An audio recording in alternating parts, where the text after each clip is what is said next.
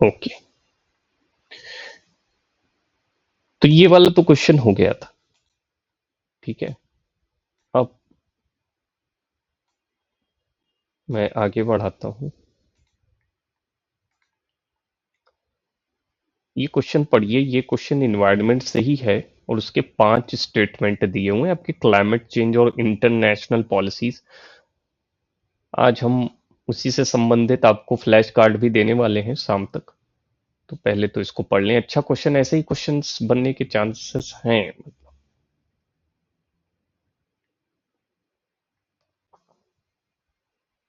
हिंदी में बताइएगा तो मैं इसको दिखा दूँ।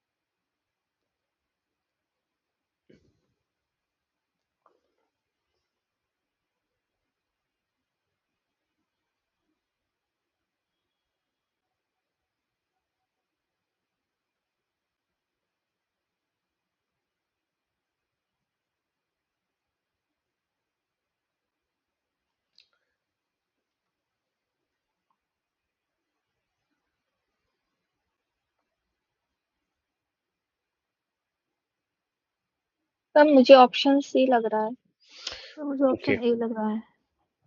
ओके, दो ऑप्शंस सेलेक्ट किए गए हैं, ए और सी। एंड सारिका, आप अगर हिंदी में देखना चाहें तो हिंदी में भी मैं दिखा देता हूँ।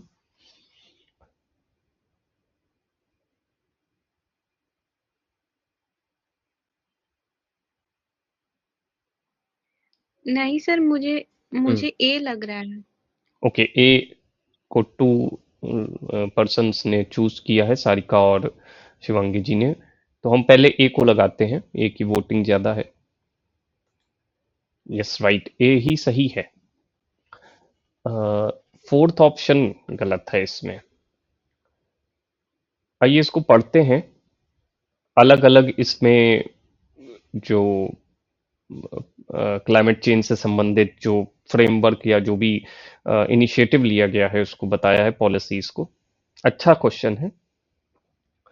पेरिस एग्रीमेंट सीक करता है limit of global warming to well below 2 degree Celsius. जो ग्लोबल वार्मिंग है उसकी लिमिट को 2 डिग्री सेल्सियस से कम रखना और उसको 1.5 डिग्री सेल्सियस तक मेंटेन रखना। ठीक है, मतलब 2 डिग्री से ज्यादा ना जा पाए, ठीक है, उससे कम ही रहे और 1.5 डिग्री तक मेंटेन्ड रहे। ठीक है, aligning international effort to address climate change. ठीक है, ये क्लाइमेट चेंज को एड्रेस करता है। पेरिस एग्रीमेंट का आज हम आपको एक एक पिक्चर देंगे। उसमें पेरिस एग्रीमेंट से संबंधित सारी चीजें उसी पिक्चर में दे रखी हैं। तो बस उस पिक्चर को भी अगर आपने याद कर लिया तो आपका काम हो जाएगा और उसको फ्लैश कार्ड में हम प्रैक्टिस करेंगे। ठीक है, the Kyoto Protocol requires developed nation to reduce emission but did not impose binding target on developing countries, which becomes a point of contention। ये तो मैंने एक बार पढ़ा भी है इससे संबंधित और आज हम इसको भी आपको बताएंगे। क्योटो प्रोटोकॉल में क्या है कि एक जैसे जो डेवलप्ड कंट्रीज हैं उनके ऊपर ये एक बाउंडेशन देता है, एक उनसे मतलब एक ट्रीटी साइंड होती है जिसमें ये कहा जाता है कि जो डेवलप्ड कंट्रीज हैं वो डेवलपिंग नेशंस को मदद करें क्लाइमेट चेंज में और अपना जो उत्सर्जन है उसको कम कर सके। ठीक है, तो ऐसी कोई बाउंडेशन डेवलपिंग नेशंस को नहीं है, क्योंकि ऐसा मानना है कि डेवलपिंग नेशंस इसमें अपना जो उनका कंट्रीब्यूशन है क्लाइमेट चेंज में वो कम है with respect to developed nations. इन और ये जो आईपीसीसी है, जिसको जिसका full form inter government panel on climate change है, ये कॉम्प्रिहेंसिव साइंटिफिक रिपोर्ट है। ठीक है, that evaluate the climate change risk and provide guidance for policy makers. जो भी पॉलिसी मेकर्स हैं उसके लिए गाइडेंस देता है और साइंटिफिक रिपोर्ट प्रेजेंट करता है। यूएनएफसीसी ट्रिपल सी यानी United nation framework convention on climate change is not a legally binding. ये लीगली बाइंडिंग नहीं होता। अभी देखिए कल हमने जो फ्लैश कार्ड कराए थे उसमें यही सब चीजें देखिए, हमने बता रहे थे कि कौन सी चीजें लीगल बाइंडिंग है, कौन सी चीजें लीगल बाइंडिंग नहीं है। और ये स्टेटमेंट देखिए उसी चीज को दर्शा रहा है और इसी वजह से ये स्टेटमेंट गलत भी है, चौथा स्टेटमेंट, क्योंकि UNF triple C legal binding नहीं करता है। कल हमने CITES पढ़ा था जिसमें लिखा हुआ था कि वो लीगल बाइंड करता है, यानी कि अगर आप CITES से जुड़ जाते हैं तो आप उसके मतलब लीगल तरीके से जुड़ जाते हैं। आपके ऊपर वो, अगर आप उसके रूल्स और नियम कायदा कानून को नहीं फॉलो करते हैं तो केस भी हो सकता है। लेकिन यूएनएफ ट्रिपल सी में ऐसा नहीं है। अगर कोई कंट्री यूएनएफ ट्रिपल सी से ज्वाइंट होती है तो वो लीगली बाउंड नहीं होगी, but it provide the framework. वो एक तरीका प्रोवाइड करता है कि किस तरीके से आप क्लाइमेट चेंज को कम कर सके। ठीक है, और ये इंक्लूड करता है पेरिस एग्रीमेंट को भी। ठीक है, इसी के अंतर्गत पेरिस एग्रीमेंट भी आता है, तो उसको तो आज हम जो फ्लैश कार्ड देंगे उसमें आप पढ़ लीजिएगा। तो जो फ्लैश कार्ड इसीलिए हम जो बना रहे हैं इस समय, मैं वही बताना चाह रहा हूं, उसमें जो स्टेटमेंट दे रहे हैं उसका बहुत फायदा होने वाला है, क्योंकि यही क्वेश्चन आएगा। अभी हम डिस्कस भी कर रहे थे तान्या के साथ में, जो ऐसे बता रहा था कि स्टेटमेंट वाला क्वेश्चन आएगा, तो ऐसे ही टाइप के क्वेश्चंस आने के चांसेस हैं। ठीक है, और इसी में पता नहीं चलता है, जस्ट इसमें इन्होंने कहा था लीगल बाइंडिंग ट्रीटी, जबकि UNFCCC लीगल बाइंड नहीं करता है। ठीक है, बाकी सारी स्टेटमेंट सही है। ठीक है, कार्बन ट्रेडिंग सिस्टम भी है जिसमें इंक्लूड करा जाता है कैप और ट्रेड। ठीक है, मैकेनिज्म है एक जो कंट्रीज को ट्रेड इमिशन के अलाउंसेस देता है कि कितनी ट्रेडिंग आप करें जिससे जलवायु परिवर्तन ना हो और उसको ज्यादा मतलब उत्सर्जन ना मिले, कार्बन इमिशन ना हो ज्यादा। ठीक है, तो वो चीजें हैं।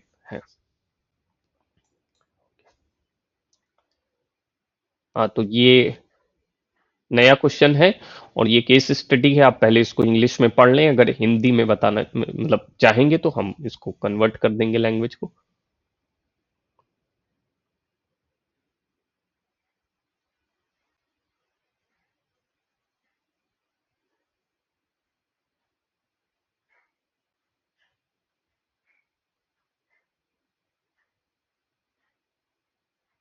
इसमें तो ऑप्शन बी होगा। ओके, ऑप्शन बी बताया है तान्या ने।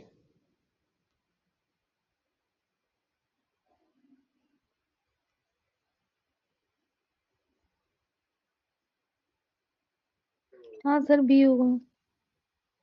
ओके, शिवांगी जी का भी बी ही कहना है। सारिका आपका भी ऑप्शन बी है कि और कोई ऑप्शन आप? Yes sir.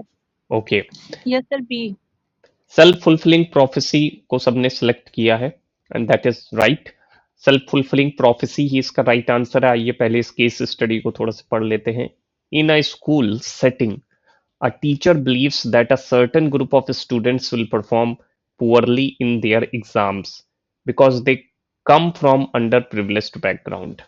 एक स्कूल की सेटिंग है जिसमें टीचर्स ये विश्वास करते हैं कि एक ग्रुप है जो कि अंडर प्रिविलेज्ड मतलब बैकग्राउंड से आता है, और वो परफॉर्म कर रहा है poorly examinations. As a result, the teacher spend less time with these students, give them fewer opportunities, and generally expects little from them. और इसका ये रिजल्ट निकल के आता है कि टीचर्स जो होते हैं उनके ऊपर कम समय देते हैं, ध्यान देते हैं इन स्टूडेंट्स के ऊपर, और इनको कम अपॉर्चुनिटी दी जाती है, जिसकी वजह से इनसे एक्सपेक्टेशंस भी बहुत कम होती है, आशा भी इनसे कम रखते हैं वो। Over time, the student internalizing these low expectations and performing poorly, reinforcing the teacher's original belief. जब टीचर ऐसा बिलीव करने लगता है तो स्टूडेंट भी उसी बिलीफ के ऊपर जो है, मतलब उसी बिलीफ को और ज्यादा मान करके पुअरली ही परफॉर्म करते हैं, और जिसकी वजह से टीचर का जो एक विश्वास है कि ये लोग अच्छा परफॉर्म नहीं कर सकते हैं, वो उसको रिजल्ट में तब्दील कर देते हैं, जिसको हम सेल्फ फुलफिलिंग प्रोफेसी कहते हैं, जो कि आर के मर्टन ने इस कंसेप्ट को दिया था, सेल्फ फुलफिलिंग प्रोफेसी को। और इसमें वही बात है कि किसी चीज को सोचना, किसी चीज को बिलीव करना और वैसा ही कुछ हो जाना, वैसा ही कुछ रिजल्ट निकल करके आना, एक्सपेक्टेशंस करना। तो ये जो केस स्टडी है उसी चीज को दर्शा रही है, ठीक है। बाकी सारे कंसेप्ट तो अलग अलग हैं, रोड कॉन्फ्लिक्ट, सोशलाइजेशन, एनोमी, ठीक है। अच्छे क्वेश्चंस हैं इसके, मॉक टेस्ट के, अलग अलग टाइप से, आपके दिमाग को भी मतलब कोशिश करते हैं सोचने पे। यहाँ पे क्रोनोलॉजी लगानी है वर्क की, अलग अलग थिंकर हैं, उनकी वर्क है।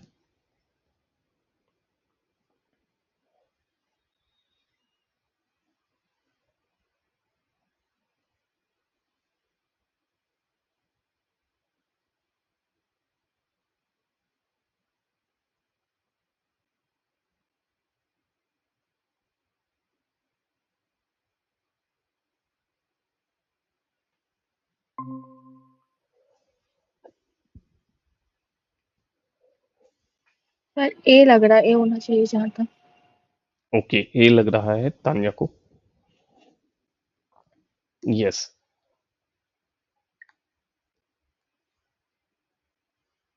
शिवांगी जी एंड सारिका, आप भी देखें।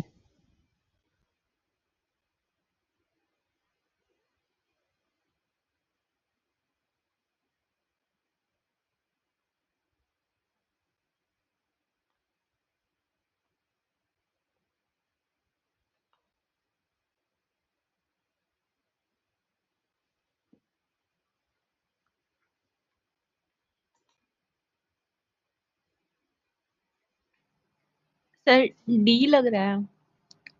ओके, डी ऑप्शन सारिका ने चूज किया है। और शिवांगी जी, आपको कौन सा ऑप्शन लग रहा है? सर ए लग रहा है मुझे। ओके, तो हम पहले तो ए को ही लगाते हैं, उसके बाद देखते हैं, ठीक है। ए इज नॉट राइट, ठीक है। अब हम सारिका वाले ऑप्शन को लगाते हैं, डी इज राइट, ठीक है। तो डी सही आंसर है इसमें। मिशेल फोको का मैडनेस एंड सिविलाइजेशन 1961 में आया है, जो कि क्रिटिकल जीनोलॉजी है of the concept of madness in western culture. Orientalism, जो कि एडवर्ड सैड का है, 1978 में आया था। इन्होंने इंट्रोड्यूस किया था पोस्ट कॉलोनियल थ्योरी को, एनालाइज किया था वेस्ट कंस्ट्रक्ट द ईस्ट, किस तरीके से वेस्ट जो है कंस्ट्रक्ट करता है ईस्ट को। Post modern condition by Jean Francois Lyotard, ये 1979 में इनका काम है। और ये की पोस्ट मॉडर्न टेक्स्ट जो कि चैलेंज करते हैं ग्रैंड नरेटिव्स को। कैन द सबल्ट्रन स्पीक, ये गायत्री चक्रवर्ती स्पिवाक का है, 1983 में इनका ये काम है, foundational work in post colonial feminism and subaltern studies, ठीक है। तो गायत्री चक्रवर्ती स्पिवाक जो हैं वो सबसे यंगेस्ट थिंकर हैं, अभी जीवित हैं, और जो है मेरी हालिया पिछले साल शायद वो आई भी थी जेएनयू में एक लेक्चर देने, तो थोड़ा से न्यूज में भी वो आ गया था। न्यूज में इसलिए आ गया था क्योंकि वो जो लेक्चर दे रही थी तो उसमें उन्होंने डिबॉय के बारे में थोड़ी सी बातें करी थी, जिसपे एक स्टूडेंट ने उनसे क्वेश्चन कर दिया था, तो वो गुस्सा आ गई थी उसके ऊपर, कुछ पता नहीं हुआ था। और मतलब ऐसा उनको नहीं सही लगा था, उस क्वेश्चन का आंसर वो देना नहीं चाह रही। सो दिस इज ये मतलब क्रोनोलॉजी थी। यस, सोशल फेमिनिज्म के ऊपर यहाँ पे क्वेश्चन है, आप इसको पढ़ें, कोर आइडिया आपको बताना है, सोशलिस्ट फेमिनिज्म।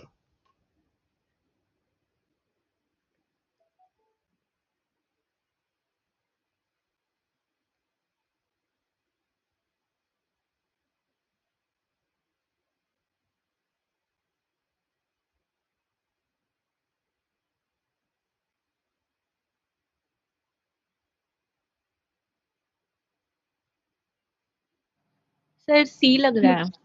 हाँ सी है।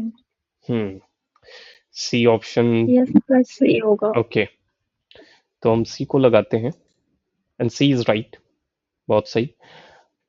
सोशलिस्ट फेमिनिज्म की बात करी जा रही है। सोशलिस्ट फेमिनिज्म लिंक करता है इकोनॉमिक एक्सप्लॉयटेशन जो होता है, आर्थिक रूप से जो प्रताड़ित किया जाता है लोग, मतलब फेमिन को, और पेट्रियार्की जो डोमिनेशन है, वो दोनों चीजें मिला करके सोशलिस्ट फेमिनिज्म बनता है।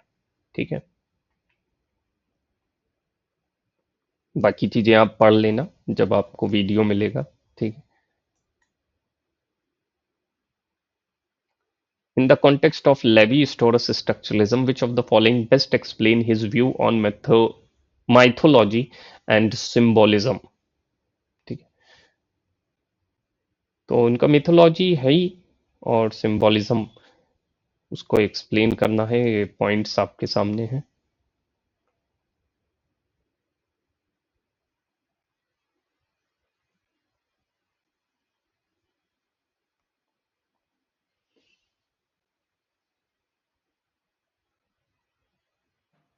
बी होगा सर। हम्म, ओके, 2 पर्सन्स ने बी चूज किया है। यस बी होगा। ओके, बी ही सही है इसमें। लेवी स्टोरस का स्ट्रक्चरलिज्म के कॉन्टेक्स्ट में आपको मिथोलॉजी और सिंबोलिज्म को बताना था। बहुत अच्छी बात है, आप लोग बहुत अच्छे। अभी देखिए, सोचिए, अभी आप इतना कंसिस्टेंटली पढ़ाई भी नहीं कर रहे होंगे, फिर भी आपका दिमाग अच्छे से कार्य कर रहा है और आप अच्छे से आंसर चूज कर पा रहे हो। तो थोड़ा से और अगर अच्छा करें थे करते हैं तो और भी अच्छा होगा। क्लॉडी लेवी स्टोरस व्यूड करते हैं मिथ को as an expression of universal mental structures. वो मिथ को एक उस एक्सप्रेशन के रूप में रहते हैं जो सार्वभौमिक तरीके से मस्तिष्क के स्ट्रक्चर के काम पर मतलब उसके ऊपर काम करता है, मेंटल स्ट्रक्चर के ऊपर।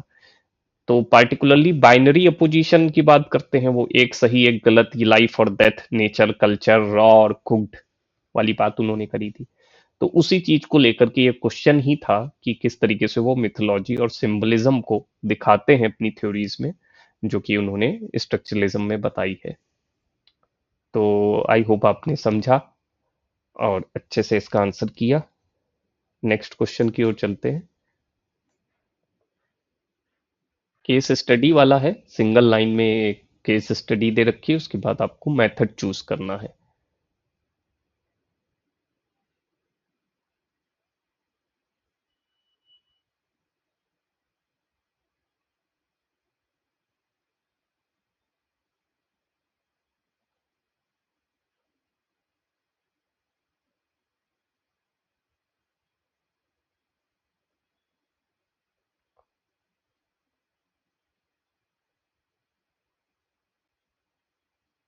ऑप्शन सी होगा।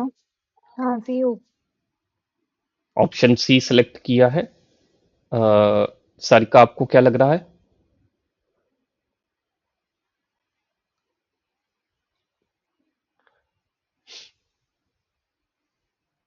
हाँ सर सी होगा। ठीक है, हम सी को लगाते हैं और सी सही आंसर है बिल्कुल, क्योंकि एक सोशलॉजिस्ट है जो स्पेंड कर रहा है रूरल एरिया में समय, और वो समय बिता रहा है, वहाँ की चीज़ों को देख रहा है, समझ रहा है, बिहेवियर को समझ रहा है, तो वो सारी चीज़ें एथनोग्राफी में ही की जाती हैं। पार्टिसिपेंट ऑब्जर्वेशन होता है इसमें। और बाकी चीजें जो इसमें अदर ऑप्शंस हैं वो मैं अभी पढ़ नहीं रहा हूँ, इसको आप वीडियो को पॉज कर लेना और पढ़ लेना इसको। क्वांटिटेटिव रिसर्च क्यों नहीं होगा, कंटेंट एनालिसिस क्यों नहीं होगा, एक्सपेरिमेंटल रिसर्च और बाकी चीजें। बाकी ये वैसे तो आपको पता है, ये मैचिंग का है तो इसको देख लें।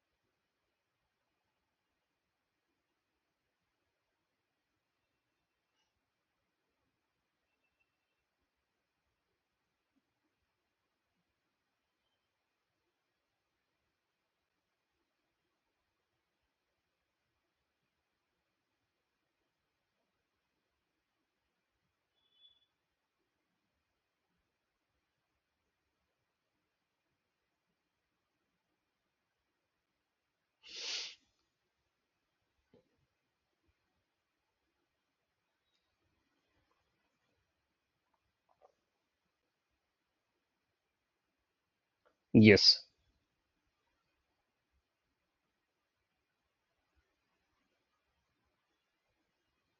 तो बी होना चाहिए। Okay yes B. सर, मुझे भी बी हम्म, लग रहा है। ठीक है तो हम इसको बी को ही सिलेक्ट करते हैं। Yes, B is the right answer. Classical model of economic development जो है वो फोकस करता है industrialisation, free markets and the accumulation of capital के ऊपर। स्ट्रक्चरलिस्ट मॉडल जो है वो फोकस करता है structural change within an economy and the importance of state intervention for development. फिर जो सी डिपेंडेंसी थ्योरी फोकस्ड करती है dependency of under developed nation on developed ones with unequal exchange in trade. And last one that is new classical model, वो emphasize करता है role of technology, innovation and human capital in economic growth. इसको आप लिख भी सकते हैं, मतलब ध्यान में रखने के लिए। बाकी वैसे तो मैचिंग है, ये तो आपने ठीक मैच किया।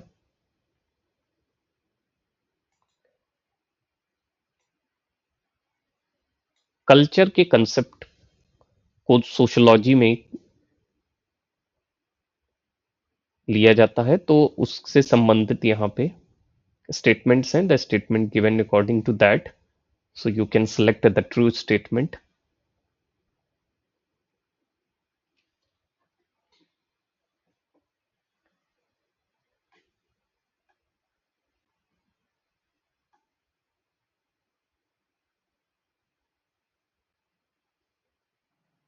डी होगा सर।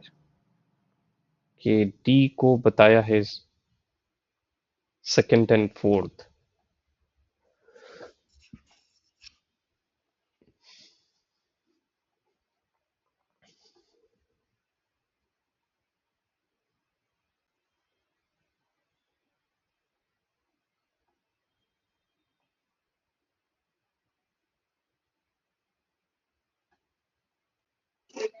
तो सी लग हम्म, रहा है मुझे। हाँ, मुझे भी सी लग रहा है। ओके तो पहले हम सी को लगाते हैं क्योंकि आप दोनों ने सी को चूज किया है, बट सी नहीं सही है। अब उसके बाद हम डी को लगाते हैं जो कि सारिका ने चूज किया था। डी सही आंसर है। ठीक है, आइए देख लेते हैं क्यों सी नहीं सही है। सी में पहला ऑप्शन था, मतलब पहला statement While material aspects are part of culture, culture also include non-material aspects such as belief, values and norms. और अगर पहले स्टेटमेंट हम देखें तो कह रहा था कि culture is primarily focused on material aspect such as tools, technology and physical artifact. तो कल्चर सिर्फ मटेरियल एस्पेक्ट्स पे फोकस नहीं करता है बल्कि नॉन मटेरियल एस्पेक्ट्स पे भी फोकस करता है। अगर आप पहले स्टेटमेंट को सही ठहरा रहे हैं तो दूसरा स्टेटमेंट जो है गलत हो जाएगा, क्योंकि दूसरे स्टेटमेंट में दोनों चीजें कह रहा है, culture encompasses material and non material aspects both. ठीक है, तो इस वजह से पहला स्टेटमेंट गलत है, दूसरा स्टेटमेंट सही है। तीसरा यही है कि कल्चर स्टैटिक नहीं होता है, डायनेमिक होता है, बदलता रहता है। कल्चर लर्न्ड होता है सोशलाइजेशन के थ्रू, शेप्स करता है इंडिविजुअल के बिहेवियर को, नॉर्म को, परसेप्शन को। और कल्चर इम्पैक्ट करता है बोथ इंडिविजुअल और ग्रुप को, shaping individual action as well as collective behaviour. ठीक है, ये पांचवा भी गलत था इसमें, क्योंकि इसमें लिखा हुआ था culture only affects individual at the group level with no significant impact on individual action. ठीक है, तो एक्शन पे तो इम्पैक्ट करता ही है।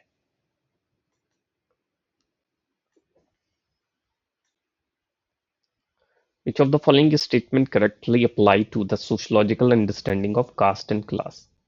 तो कास्ट और क्लास से संबंधित ये क्वेश्चन है।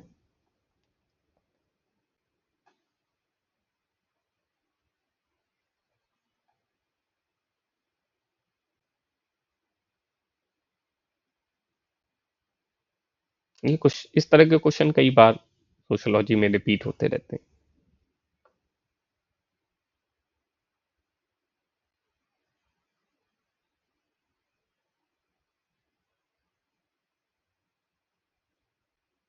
तो बी ऑप्शन होना चाहिए। ओके, बी ऑप्शन सिलेक्ट किया है शिवांगी जी ने।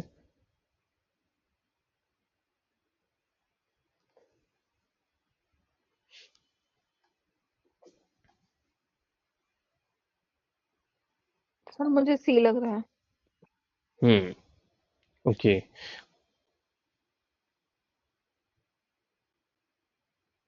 ओके सी सिलेक्ट किया है। एंड सारिका आपको क्या लग रहा है अगर आप?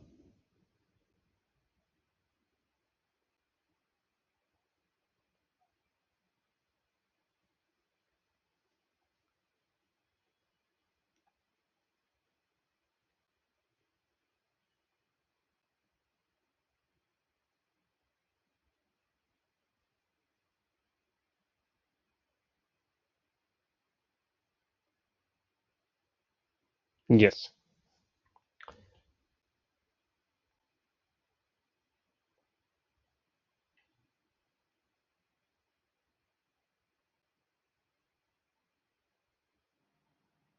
सर सी लगाइए। सी ही सही आंसर है इसका कि क्लास इज यूनिवर्सल। वो तो उसमें डाउट नहीं होना चाहिए, क्लास यूनिवर्सल है, क्लास हर जगह देखी जाती है। और कास्ट जो है कल्चरली स्पेसिफिक चीज होती है। ठीक है, और दूसरा कास्ट जो है लेजिटिमाइज्ड होती है रिलीजियस आइडियोलॉजी के थ्रू। रिलीजियस जो वैचारिक धारा है उसी के थ्रू जो है कास्ट बनी है, और उसी के थ्रू जो है वो लेजिटिमाइज्ड होती है, संवैधानिक तरीके से जो है वो फॉलो करी जाती है। ठीक है, class determined ritual purity in all societies, नहीं ऐसा नहीं है। क्लास का तो रिचुअल प्योरिटी से कोई ऐसा ताल्लुकात संबंध नहीं है, सभी सोसाइटी में तो बिल्कुल भी नहीं है। कास्ट ऑपरेट्स थ्रू एंडोगेमी, हाँ ये तो है ही कि अपनी ही गोत्र और अपने उसमें शादी विवाह करना, वो सारी चीजें तो हैं ही। ठीक है,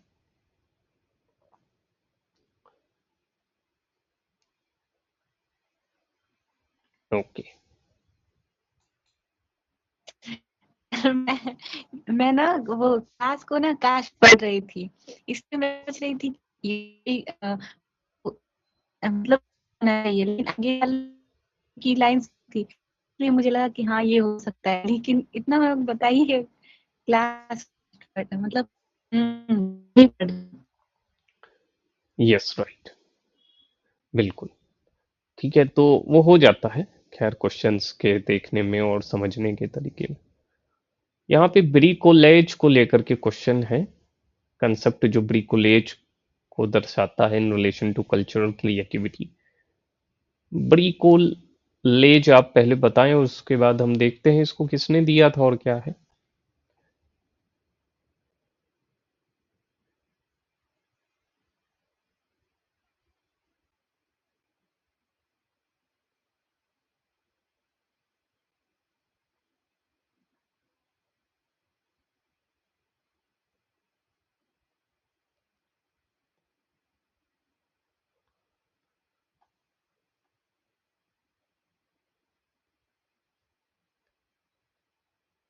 हिंदी में देखना चाहेंगे तो बताइएगा वह।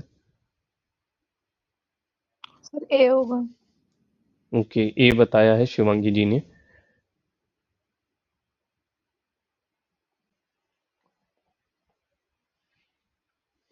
यस सर, ये होगा। ओके, एंड सारिका आपको भी ए ही लग रहा है? हाँ सर, यही लग रहा है, यही लग रहा है सर। सर ये पहले हो चुके हैं शायद क्वेश्चंस, मुझे ऐसा लग रहा है। हाँ, ये क्वेश्चन फिर से रिपीटेड है। कुछ क्वेश्चंस रिपीटेड हैं, ऐसी बात नहीं है, सही कह रही हैं आप। ये क्वेश्चन पहले हो चुका है, बट कुछ क्वेश्चंस नए भी हैं। अभी जैसे जैसे मॉक टेस्ट पड़ेगा हो सकता है ऐसा ही कुछ देखने को मिले, बट हैं कुछ क्वेश्चंस नए हैं, कुछ पुराने हैं। ठीक है, तो ऐसा है, मिला जुला है अप्रोच, बट उससे कोई फिक्र वाली बात नहीं है। फिर से रिपीट हो रहा है तो अच्छी बात है, क्योंकि मतलब हमको कंसेप्ट भी मजबूत होता है और दूसरा हमारी याददाश्त भी बढ़ती है, ठीक है उससे। तो चलते हैं आगे। कुछ नए क्वेश्चंस भी हैं, पुराने तो हैं ही, ऐसी बात नहीं है। अब ये लास्ट का चल रहा है, अभी बस 10 क्वेश्चन बचे हैं इसमें। जीएच मीट का कंसेप्ट ऑफ रूल टेकिंग, ये भी क्वेश्चन रिपीटेड है, लेकिन आप सोचें इसको।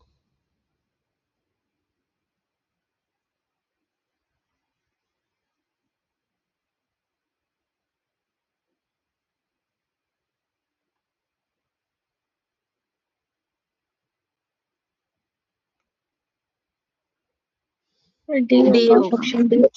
हाँ ये जी क्वेश्चन, सर, डी होगा। हाँ ये क्वेश्चन पहले आ चुका है, तो ज्यादा समय इसमें नहीं देंगे।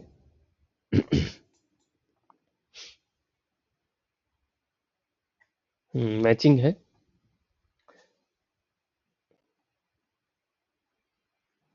ए होगा ए सर। ऑप्शन होगा।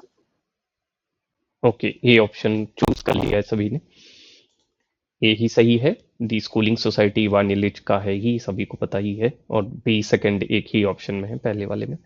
और ए का वन, यानी व्हेन अ ग्रेट ट्रेडिशन मॉडर्नाइजेस, ये जेम्स सॉरी ये मिल्टन सिंगर का है।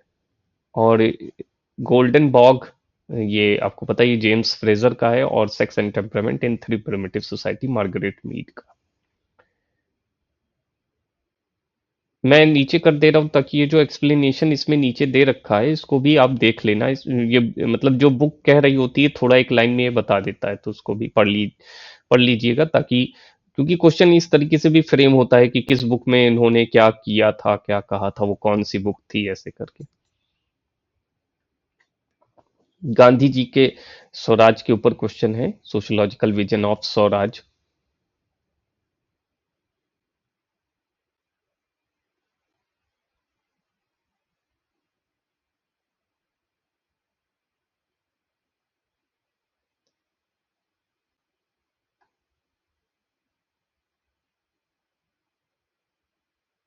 सर डी होगा। ओके, डी सेलेक्ट किया है शिवांगी जी ने, और भी आप दोनों भी आंसर करें तो हम इसको लगाते हैं। यस सर, डी होगा। हम्म, ओके, तो डी ही सही था इसमें, क्योंकि डिसेंट्रलाइजेशन, विलेज इकोनॉमी आपको पता ही है, और गांधी जी का स्वराज जो है विलेज बेस्ड था। सेंट्रलाइजेशन उसमें नहीं आता है, डिसेंट्रलाइजेशन आ जाता है, सेल्फ रिलायंट कम्युनिटीज आ जाती हैं। बाकी चीजें आप इसमें एक बार पढ़ लेना,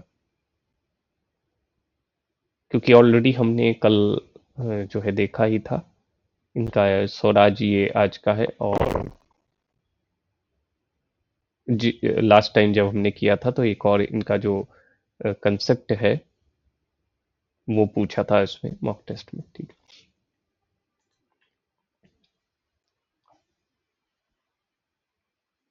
रेडक्लिफ ब्राउन के ऊपर है, असर्शन रीजन ये आ गया है।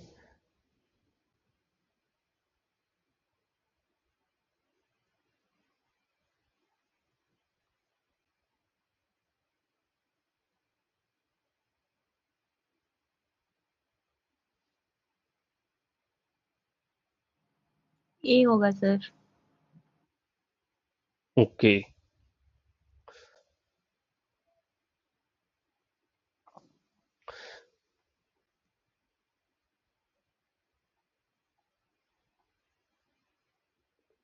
हम लास्ट के क्वेश्चंस में ही चल रहे हैं, बस 8 क्वेश्चंस और बचे हैं इस मॉक टेस्ट में। मॉक टेस्ट आज ओवर हो जाएगा। तो मुझे बी लग रहा है। एंड शिवांगी जी, आपको क्या ऑप्शन लग रहा है?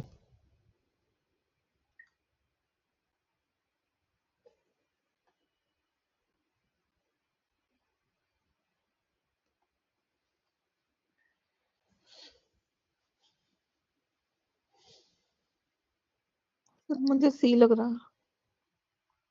ओके, तो 3 अलग अलग ऑप्शन आ गए हैं इसमें। और पहले हम, चलिए, सारिका ने सिलेक्ट किया था तो हम उनका ऑप्शन लेते हैं उसके बाद। तो सारिका, आपका तो ऑप्शन नहीं करेक्ट है। एंड सेकंड जो तानिया ने सिलेक्ट किया था, तानिया के भी ऑप्शन नहीं सही है। देन डी सिलेक्ट किया था शिवांगी जी ने। सर सी। ओके, सी, हाँ। तो शिवांगी जी का सही है, ठीक है। शिवांगी जी ने सही सेलेक्ट किया।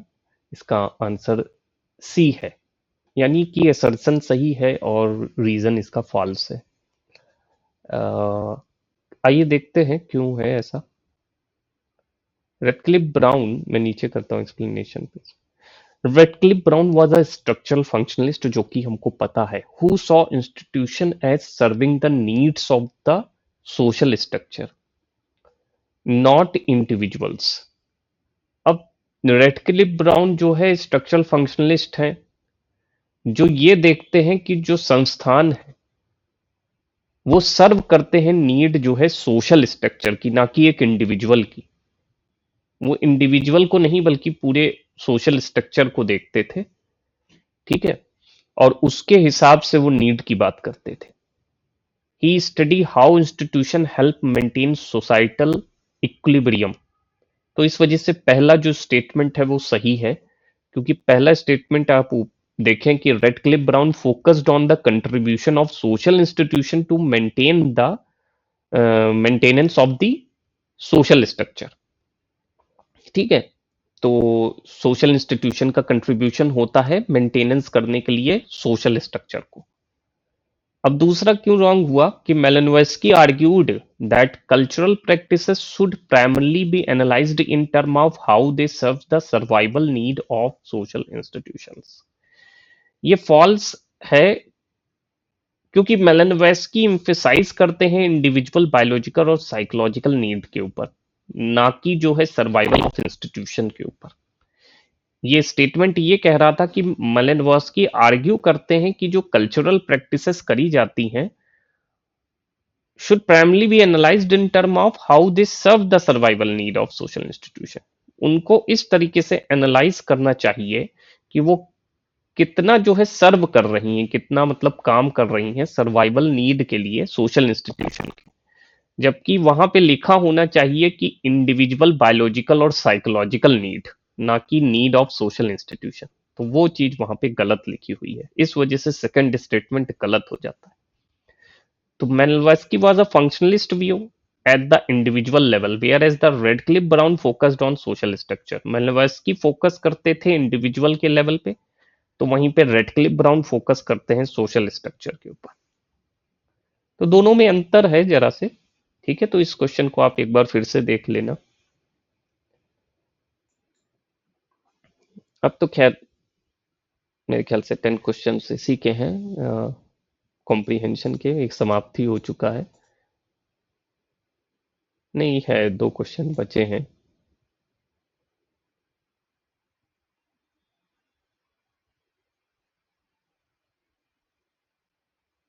इसको पढ़ लें।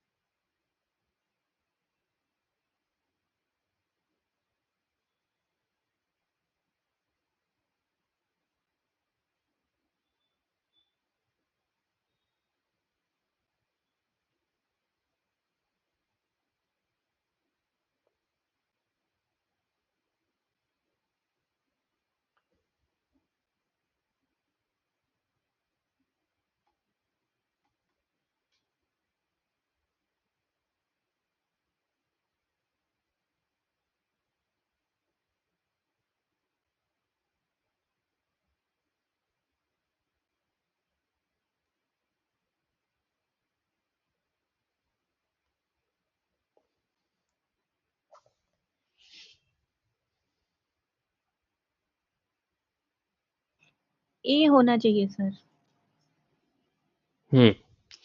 ओके, ये बताया है सारिका ने।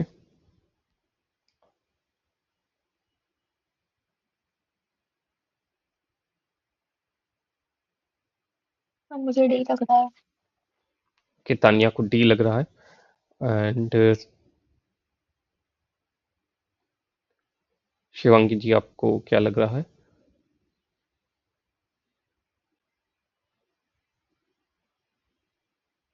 सर मुझे बट डी लग रहा है।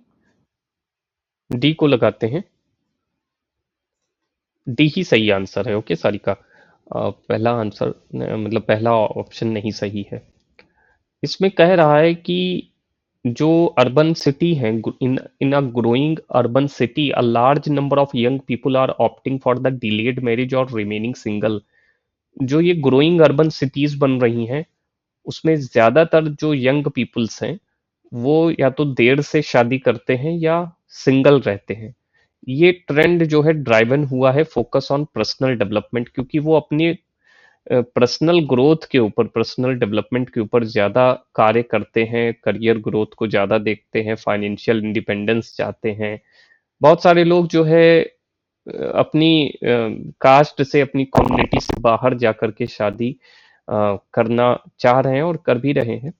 ये जो शिफ्ट आया है ये एक डिबेट को जो है मतलब जन्म देता है about traditional families values, social pressure, role जो वुमन का है सोसाइटी में वो चेंज हुआ है। तो ये सारी चीजें किस मतलब चेंजिंग मैरिज प्रैक्टिसेस को दर्शाती है। तो ये इंडिविजुअलाइजेशन एक तो हो जाता है इसमें, और दूसरा ग्लोबलाइजेशन। सेकुलराइजेशन नहीं है इसमें। सेकुलराइजेशन वो रिलीजन से ज्यादा जुड़ा हुआ है, मैरिज के इस पैटर्न या मैरिज के ये जो फॉर्म चेंज हो रहा है इससे कम।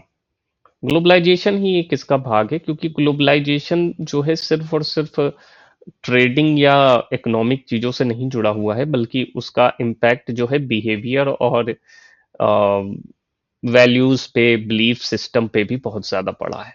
इसी वजह से, क्योंकि ग्लोबल वर्ल्ड में जो है शादियां गोत्र, कास्ट, कम्युनिटी, इस सब चीजों से अलग जाकर के होती है, वहाँ पे इक्वालिटी वाली बात ज्यादा है। एंड दूसरी चीजें ये हैं कि अम, शादी तभी करें जब आप खुद सक्षम हो, पर्सनल ग्रोथ हो, पर्सनल इंडिपेंडेंस हो। इसलिए या तो लोग सिंगल रहना पसंद कर रहे हैं क्योंकि वो उतनी ग्रोथ नहीं कर पा रहे हैं, ऐसा वो समझते हैं, और या तो वो बहुत देर में शादी करते हैं। ठीक है,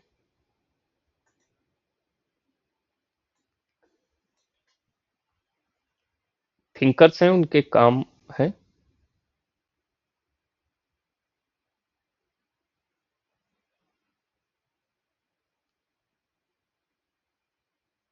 सर सी यही होगा सर। हाँ, तो इसमें कोई डाउट वाली बात नहीं है। लास्ट क्वेश्चन इस मॉक टेस्ट का, कार्ल मार्क्स का कंसेप्ट क्लास स्ट्रगल, उसके ऊपर।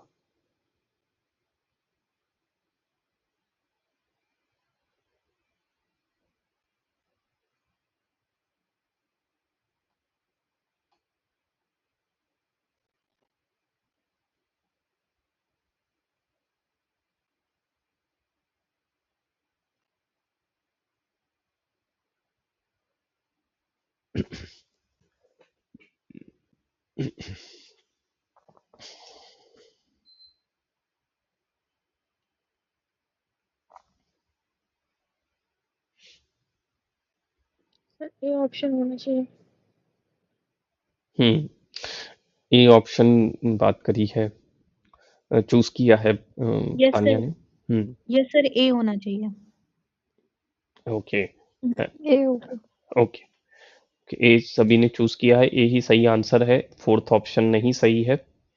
While Marx believed that proletariat would eventually triumph over the bourgeois, he did not emphasize moral superiority, but rather than material condition of the culture of the class struggle. ठीक है, तो marks believe करते थे कि जो प्लोरिटेरेट है वो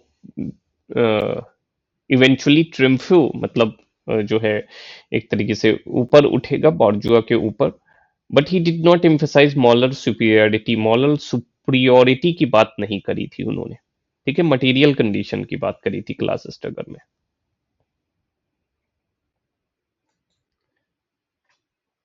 ठीक है, तो यहाँ पे ये मॉक टेस्ट जो है ओवर हो जाता है, तो हम नया मॉक टेस्ट ओपन कर रहे हैं, कुछ क्वेश्चंस उसके करेंगे, उसके बाद हम इसको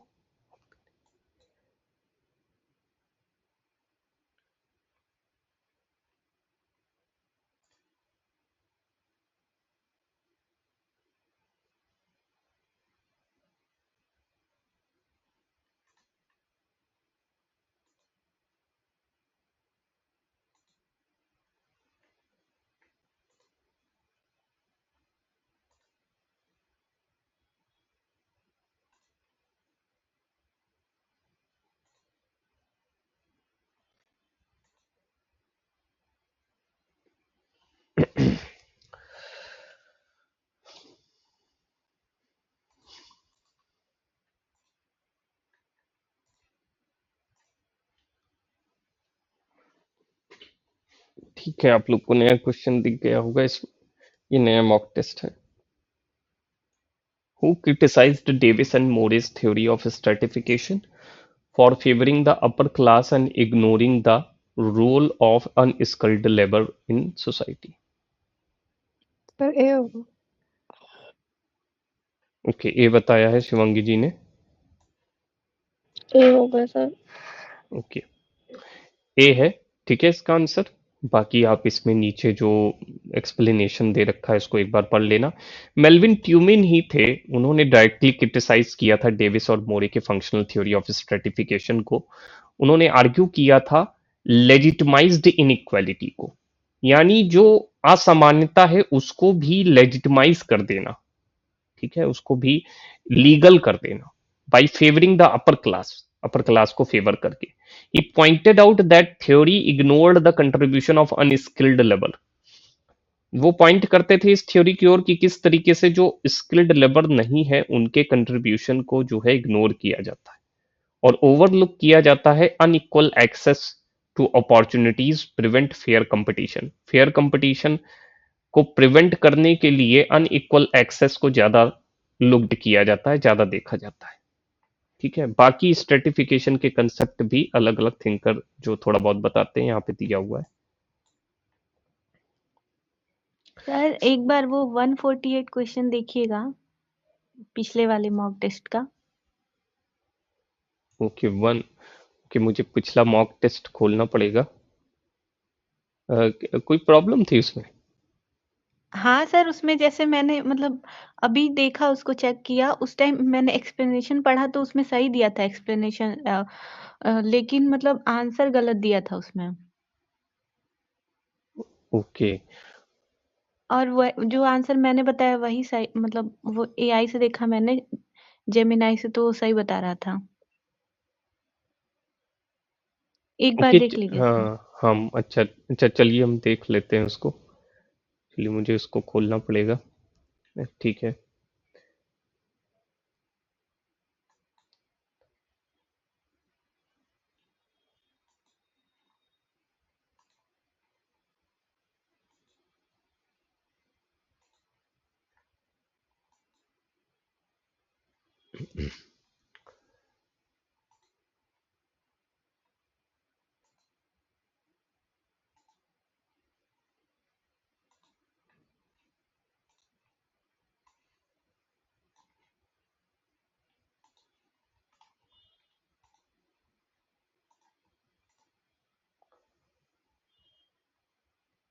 ओके, इस क्वेश्चन की बात कर रही ना, केस स्टडी वाला जो था। Yes sir. ओके ओके, तो इसमें आपने जो सिलेक्ट किया था वो first and third, okay, secularisation. Yes sir. और सर सेकुलराइजेशन तो होना ही नहीं चाहिए ना, या तो सोशल रिफॉर्म्स आना चाहिए या ग्लोबलाइजेशन आना चाहिए। सेकुलराइजेशन जैसा तो कुछ दिया ही नहीं इसमें।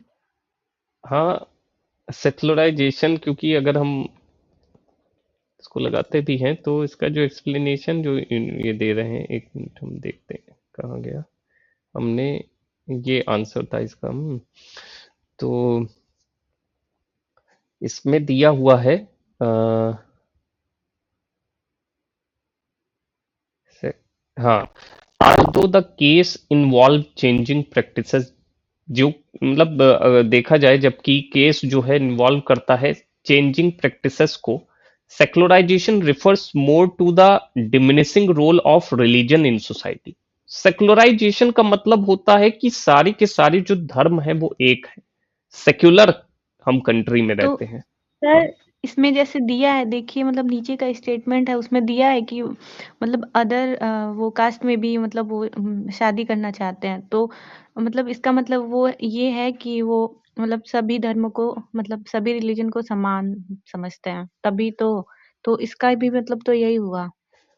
हाँ, लेकिन जैसे देखिए आप आगे इसमें पढ़िए, which is not directly related to the changes in marriage practices described in the case study.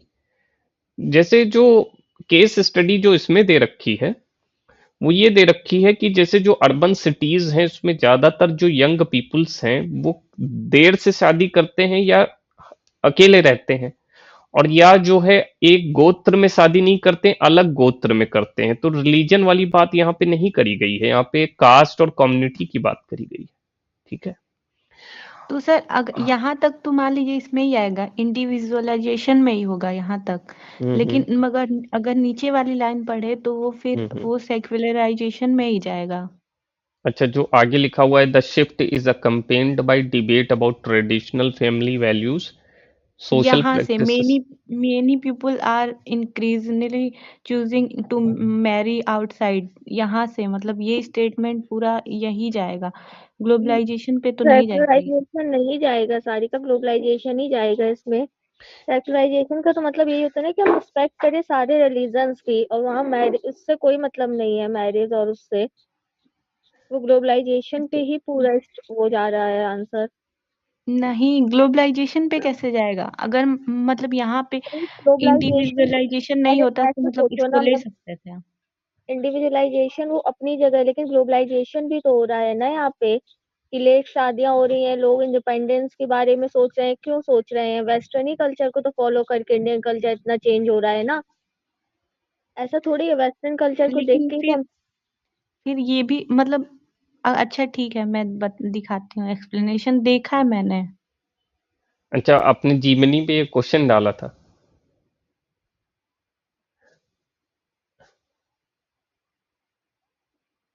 क्योंकि देखिए यहाँ पे जो आप वो जो लाइन सेलेक्ट कर रहे हो, additionally many peoples are increasingly choosing to marry outside their traditional caste और कम्युनिटी लिखा हुआ है। मतलब बहुत सारे लोग जो अपने ट्रेडिशनल कास्ट के बाहर और कम्युनिटी के बाहर जाकर के शादी करते हैं। अगर यहाँ पे ये लिखा होता कि सर, अपनी, ये जो लाइन है ये ग्लोबलाइजेशन से ही तो हम हाँ कनेक्ट भी कर सकते हैं ना, कि हम ट्रेडिशन को छोड़ के वेस्टर्न चीजों को हाँ हाँ, ज्यादा वो फॉलो कर वो रहे हैं, इस वही वजह से चीज, तो हम हाँ, वही, अलग कास्ट में शादी करने को भी यार मतलब एकदम नॉर्मल मानते हैं, कि अगर इंटर कास्ट मैरिज भी हो रही है तो बहुत नॉर्मल चीज हो चुकी है। हाँ, वही चीज है। सेकुलराइजेशन तो मतलब कहीं से कहीं तक नहीं लग रहा था। फेमिनाइन सेक्युलराइजेशन, कैसे किया है वो नहीं पता। हाँ, अरे तो मतलब सेक्युलराइजेशन का मैं मतलब ऐसे होता है सोच रही धर्म। हूँ, हाँ हाँ, मैं इसको मैं ऐसे हिंदी में कर सोच रही हूँ देता सर हूँ, कि देखिए जैसे आप इसको, हाँ इंडिविजुअलाइजेशन है तो इसमें हाँ, मतलब ये अपने मतलब व्यक्तिगत विकास जैसे उसके बारे में सोच रहे हैं, लेकिन हम्म मतलब व्यक्तिगत विकास के बारे में सोच रहे हैं तो फिर मतलब इंडिपेंडेंट सोच है इनकी, जिस हम्म। वजह से ये मतलब ये मतलब देखो क्या धर्मनिरपेक्षता होता है इसको कि मतलब फॉलो कर रहे हैं, तो इस वजह से ये मतलब बदलाव के साथ ये आगे बढ़ रहे हैं, तो इस वजह से ये होना चाहिए। इंडिविजुअलाइजेशन तो एक इसका बात है, व्यक्तिकीकरण जो व्यक्तिगत है वो तो है, क्योंकि मैरिज जो होती है वो व्यक्तिगत होती है, इंसान खुद से इसको मतलब डिसीजन लेता है, उसकी डिसीजन मेकिंग खुद से होती है, व्यक्तिगत मामला होता है ये। लेकिन यहाँ पे अगर धर्म की बात करी गई होती, जैसे यहाँ पे जो लिखा हुआ है कि पारंपरिक जाति या समुदाय से बाहर शादी करने को पसंद कर रहे हैं, अगर यहाँ पे लिखा होता मतलब अपने धर्म के बाहर जाकर के शादी कर रहे हैं, या मतलब अपने धर्म निरपेक्ष तरीके से चीजों को कर, तब आप जो है इसमें धर्म निरपेक्षता सेक्युलर लगा देते। ठीक है, अभी तो यहाँ पे जाति समुदाय की बात हो रही है, धर्म की बात नहीं हो रही है, क्योंकि सेक्युलर वर्ड का मतलब ही है धर्म निरपेक्षता। ठीक है, सेक्युलर रहना, हर धर्म को एक जैसे मानना। इंडिविजुअल इंडिविजुअलाइजेशन मतलब एक खुद का व्यक्ति की कड़न होने के कारण जो है ये नहीं तय किया जा सकता कि इंसान जो है सारे धर्मों को मान रहा है। ठीक है, व्यक्तिगीकरण का मतलब ये होता है कि इंडिविजुअलाइजेशन यानी अपना खुद का निर्णय लेना, बट जो है यहाँ पे धर्म को मानने या ना मानने की वाली बात वैसे तो इस केस स्टडी में नहीं करी जा रही है। ठीक है, इस वजह से ये सर मैं आंसर। भेज रही हूँ आपको हम्म एक्सप्लेनेशन, जैसे मतलब मैं सोच रही हूँ ना वैसे ही मतलब एआई का भी है कि जैसे हम्म ये काफी ग्लोबलाइजेशन ये काफी ब्रॉड लेवल पे है, और ये हम्म अगर मतलब ये देखें तो ये हम इसको मतलब मान सकते हैं ये सेक्युलराइजेशन को। हम्म। हाँ, हो सकता है। देखिए इसके कई एक्चुअली सोशियोलॉजी थर्ड में क्या लेवल की तो वो लोग बात ही कर रहे हैं ना उसमें स्टेटमेंट में, उसमें ये थोड़ी सिर्फ धर्म से रिलेटेड उन्होंने बात की है कि सेकुलराइजेशन आंसर मानेंगे अपन। हाँ ये तो एक मतलब ब्रॉड लेवल की बात हो रही है ना वहाँ पे। हाँ, वैसे जो है हम हो सकता है, देखिए ऐसा है ना कि जो मतलब ये कंसेप्ट है इसमें थोड़ा से भ्रम हो सकता है। अच्छा आपने भेजा है मतलब ग्रुप पे। Okay, we have to look specific keyword, why individualization is correct. Okay, concept developed by sociologists like Ulrich Beck and Anthony Giddens.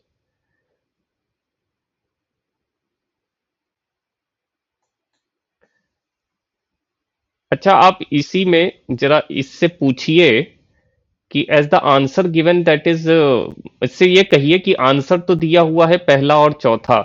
ठीक है सारिका, आप इसी एआई से जो है ओके ये सर। कहिए, हाँ उससे ये कहिए कि मैं आंसर जो है वो व्यक्तिकीकरण और धर्म निरपेक्षता नहीं बल्कि वैश्वीकरण दिया हुआ है। मुझे ऐसा लगता है, उसको पूरा लिख करके दीजिए कि मुझे ऐसा लगता है आप कुछ ही गलत तरीके से सोच रहे हैं, इसमें धर्म जैसी कोई बात तो कही नहीं गई है, जरा उससे कहिए ये बात। देखिए वो क्या आंसर करता है।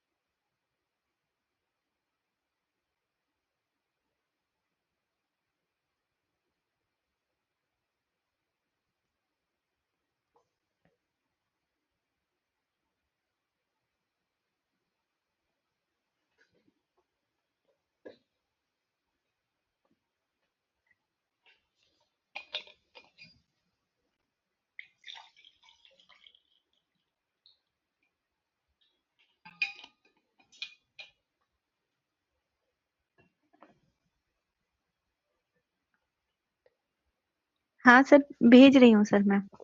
हम्म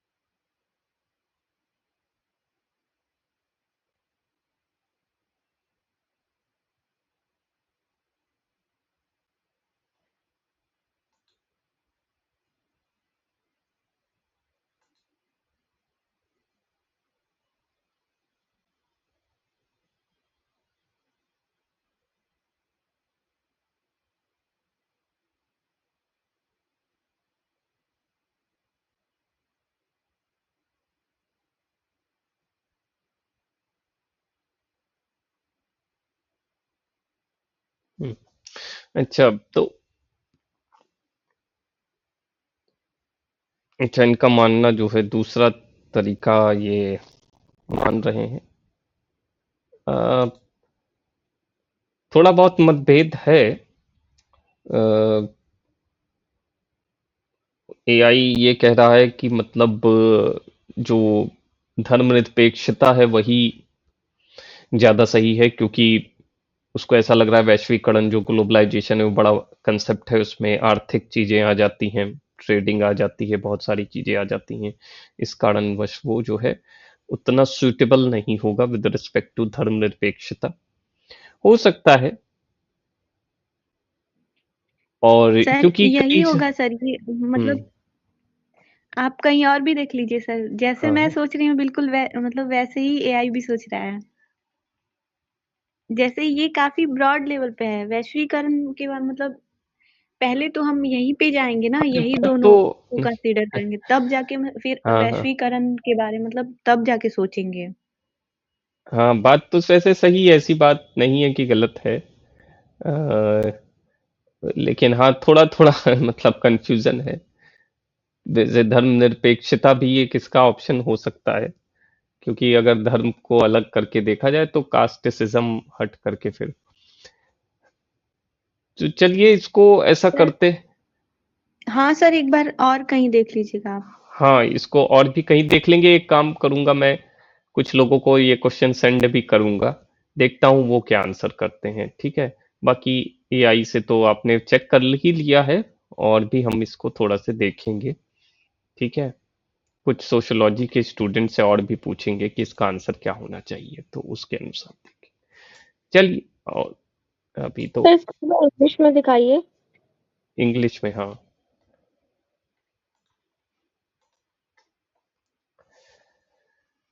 अब इसमें सेकुलराइजेशन देख लेंगे इसको। वैसे तो अभी जैसे सारिका ने मतलब देखा उसको, उस हिसाब से तो इसका आंसर पहला और तीसरा ज्यादा है सुटेबल।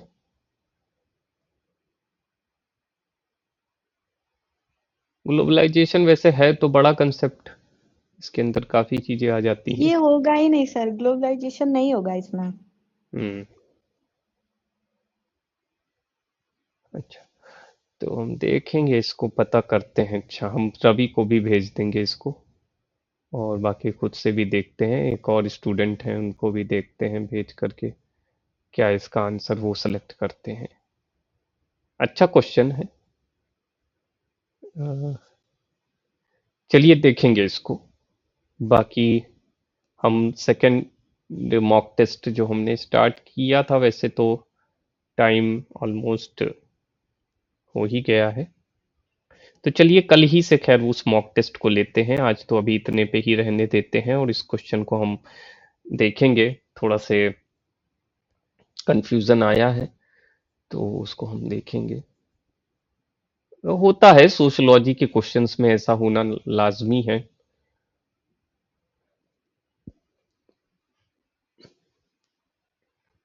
ठीक है, ओके। वैसे हम चाहते हैं कि आप और भी बच्चों को जोड़ें, ताकि थोड़ा से हम इसको और भी इम्प्रूव कर सकें। वैसे हमने देखिए अपनी तरफ से सिया को इनविटेशन भेजा है, तो सिया वैसे जुड़ना भी चाह रही थी, लेकिन कुछ इधर कारणवश उनकी तबीयत खराब हो गई थी, इस कारणवश वो नहीं जुड़ पा रही थी। इस बार उनका जेआरएफ रह गया, नेट तो वो क्वालिफाइड है, तो इस बार हो नहीं पाया बहुत सारे बच्चों का, मतलब जो मुझसे लगभग तक जुड़े थे। लेकिन मैंने वही कहा सभी से कि मतलब और कोई ऑप्शन हो तो आप ट्राई कर सकते हो, बाकी एक बैकअप प्लान की तरीके से आप ले सकते हो ऑप्शंस को, लेकिन पढ़ते रहें, मतलब अपने आप को इम्प्रूव भी करते रहें। तो देखिए हो सकता है कि सिया अगर ज्वाइन करें तो उनको हम लेकर के आते हैं, और जो है और कोई स्टूडेंट अगर आएगा तो आएगा, ठीक है। बाकी तो जो है आप लोग तो हैं ही, खैर आप लोग करते रहे। यूपी स्पेशल, हाँ यूपी स्पेशल तो खैर अभी हम आगे देंगे। यूपी की जीके रहेगी, उसमें आप लोग बिल्कुल जैसे शिवांगी जी हैं, सारिका हैं, आप लोग बिल्कुल टेंशन लेने की आवश्यकता नहीं है, वो आपके बहुत काम आएगी। ठीक है, यूपी स्पेशल वैसे तो हमने असिस्टेंट प्रोफेसर के स्पेशल पर्पस के लिए उसको बनाया है, लेकिन यूपी के बारे में जान लेंगे तो उसमें कोई दिक्कत वाली बात नहीं है। जीके पर्पस के लिए आपके लिए सही रहेगा। वैसे भी आपको हेल्थ एजुकेशन ऑफिसर वाली जो परीक्षा देनी है उसमें बहुत कार्य करेगा वो, उसमें तो आएगा ही आएगा। ठीक है यू, तो वो रहेगा। और बाकी आज शाम को आपको इन्वायरमेंट से संबंधित जो एक्ट्स हैं उसका फ्लैश कार्ड मिलेगा, उसमें इमेजेस भी होंगी, तो इमेज भी आप तैयार कर लेना, क्योंकि इमेज से भी फ्लैश कार्ड आएंगे आपके सामने। ठीक है। सर हाँ। मैंने चैट जीपीटी पे देखा तो आंसर फर्स्ट और सेकंड दे रहा है। ये तो एआई का मैं क्या बता, अब इसको देखेंगे। मैंने कहा कि इसको बेचते हैं। कुछ स्टूडेंट को मैं भेजूंगा, वैसे तो एआई तो बता ही रहा है अपनी तरफ से।